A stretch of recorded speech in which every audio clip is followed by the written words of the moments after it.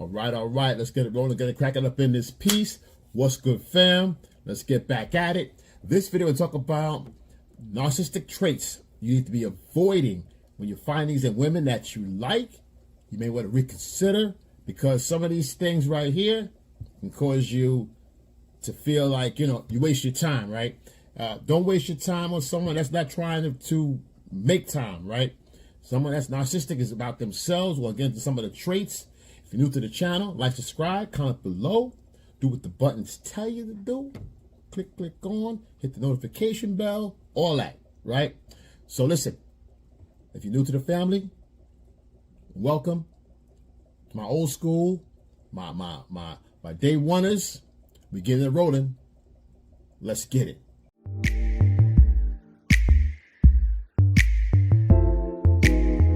I pray for my homies out there. Please God, give them strength. Please God.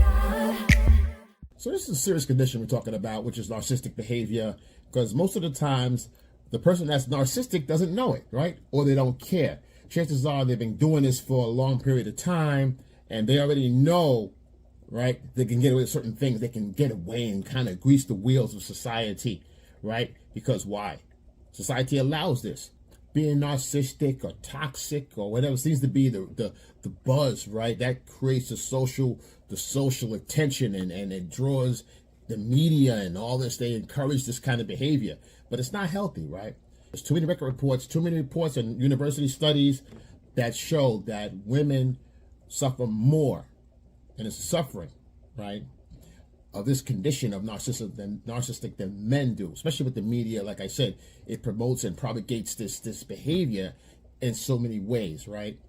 Through this attention seeking, all these little tricks I'm going to get into. But the idea here, the problem is 26%, right, of women between 16 and 24 years old experience these conditions, right? So it's 3 times more than the male of their counterpart, right? The male is 9%, right? That's 3 times as narcissistic, right? 3 times the mental problems, 3 times the issues, guys. So that's something to really think about, right?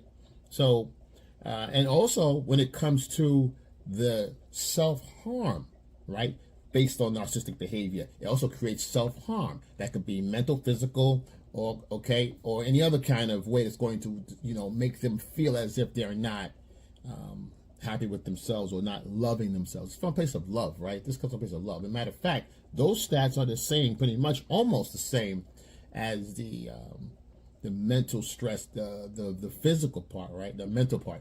This physical part is between 16 and 24 years old. The same study was conducted, and it's 27%, and the guys are 29.7% as far as experiencing anxiety and self-harm, right? Now, I'm not going to say self-harm is surgery or BBD and all that, BBL and all that. I'm not going to go into all that. But again, this is about someone trying to change who they are because of one reason or another. They can say they want to look better. They want to say they want to do this, do that. We're not here to judge that. What we are here to do, though, is to point out these little new dads, these little things you guys need to look out for, to avoid, to know what you're getting into if you want to get into that. So some of the behaviors, sometimes we don't see them ourselves. So that's what this is all about, bringing them out. So let's get to those real quick. Number 1, emotionally detached, right? Someone that's cold and callous, a woman with a hard head, probably has a hard heart as well. So, you want to make sure that if you're going to take something further with someone now, meeting them, dating, and boom, boom, whatever, smashing and dashing, there's an agreement, or whatever y'all doing, whatever, that's fine. But if you're talking about long term, you want to really think about the situation of this person, as far as them having no real emotions. Because why? Because if you get into a relationship with no emotions, guess what? If you're masculine and she's emotional, but she's starting to become more masculine, if she's more void of emotions than you are, and you notice that she doesn't have the emotions that you want in a relationship, and you compensate, she goes masculine frame. Just like that, the polarity just starts to flip over time. You don't even notice it. Next thing you know, you're carrying bags, you're carrying her purse, taking orders, you're a yes guy and all that. So it's good to do here and there, but when you're totally, especially someone with narcissistic behavior, right? They're gonna want to stay the way they are. You're supposed to change yourself around them. So watch out for that one, right? Number 2, the blame game, right? It's never their fault. Something happens, someone else should have told them, or they said, it wasn't me when it clearly was. So they find fault in other people. They're good at finding fault in other people, but not finding fault in themselves, because they don't want you looking at them for who they really are, right? So they'll rather blame or toss the responsibility to someone else to make themselves look better, which in all due reality, in all honesty, it just shows everyone else how insecure they are. The problem with that is people let them get away with it. That's the problem. I got a whole video on how to flip and be kryptonite to narcissistic people and behaviors, and how to put the antidote on them. But let's continue. Number 3, only get involved or only help to gain their own self-interest, right? They won't do anything for you or anyone else unless there is something on the back end for them. If there's a payout, what can they gain, right? What's in it for them? There's never investment because of the sake of investment. They're always investing with the opportunity and expectation of return, a higher return than their investment, right? So you want to watch out for that, because that's someone that's taking and not giving, right? So be careful in that relationship. Again, if you start to settle and agree with these things, you'll become the giver, right? Nothing wrong with that. But if you're doing more giving than receiving, then you're compensating, you're codependent. You're becoming codependent, and you're enabling this behavior, which checks off her list and lets her know she's doing the right thing because you're supporting it. Don't be that guy. Number 4, the need to be seen on the scene, right? In other words, that the grandioso, the persona of being the one in charge is all about that person, the queen of the day, or the homecoming queen, or the person with the most attention. Now, they don't get it by you looking and visually watching. They'll get verbal. They'll be loud behavior, loud laughing, out of the ordinary. Maybe messing with the waiter, or talking to the bartender, or just getting loud, creating a situation. Sometimes you find that in drama queens, right? Sometimes you find it in the passive way, the passive narcissistic too as well. The passive ones, when they're in a good environment, everybody's having a good time and they're moping. You go, what's wrong? What's going on? We're having a good time. Everybody's chilling. What's going on? Nothing. Okay. I'm fine. All that crap. So, it brings the room down. Then everyone's going, well, what's the matter? You okay? All to what? Get attention, right? So again, that's another way. The big, either getting attention by being loud, or the passive, sneaky, being quiet, right? And nothing's wrong. Okay. I'm fine. You go have fun. That's when you go have fun. That's how you do that. You go have fun anyway, in spite of that. So the next one, which leads to number 5, the victim story, right? So no matter what happens, if you're having office chat, or someone's texting, or having a deep conversation with a girlfriend, and she overhears the conversation, or they include her, or she includes herself and injects her story's got to top that story. She has to have a worse victim story, right? It can spring back to her childhood, or whatever's going on there. Oh, sure, what happened to me? That same thing happened to me. Oh, you couldn't believe it. You were lucky. I really did this. This happened to me. Blah, blah, blah, blah, blah, blah, blah. And she tries to outdo the victim story. Or nobody gets her. I never get anything. You guys always take care of that person first.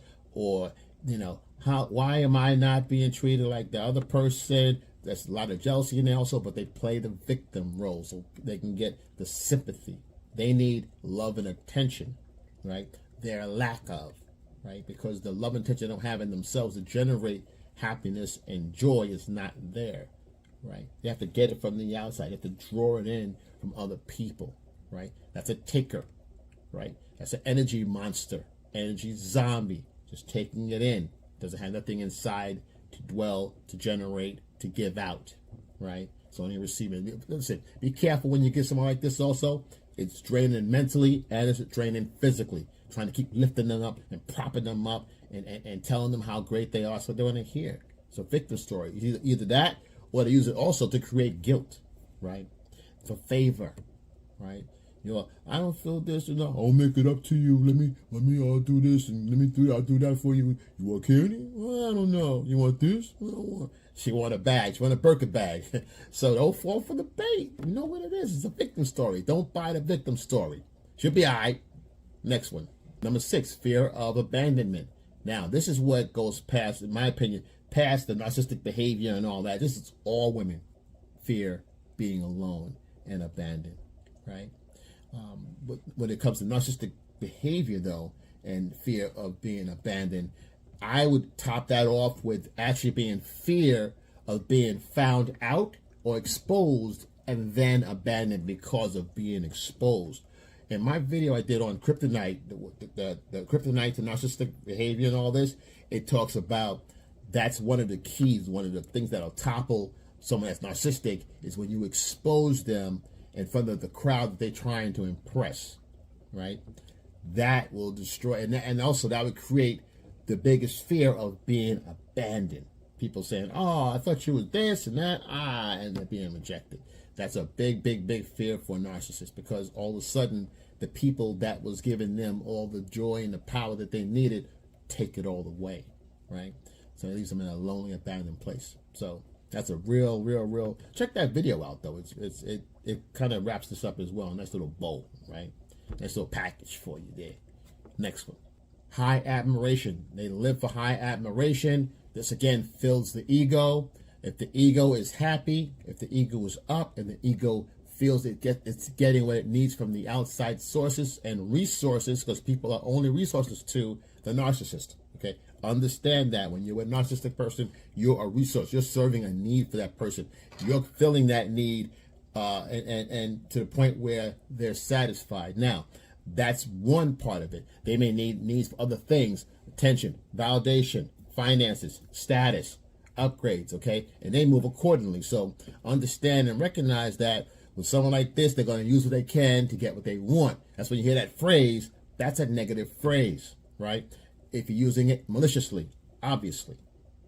Using what you can to get what you want in a positive way, to build, to create, you know, that's different, obviously. But we're talking about narcissistic behavior, so that's not good, right? So listen, guys, know what the signs are. Go through these a little bit again. Play it over again if you have to. Like, subscribe. Let me know what you think. Comment. When you hear your family, I got you. Yo, excel, and I'm out.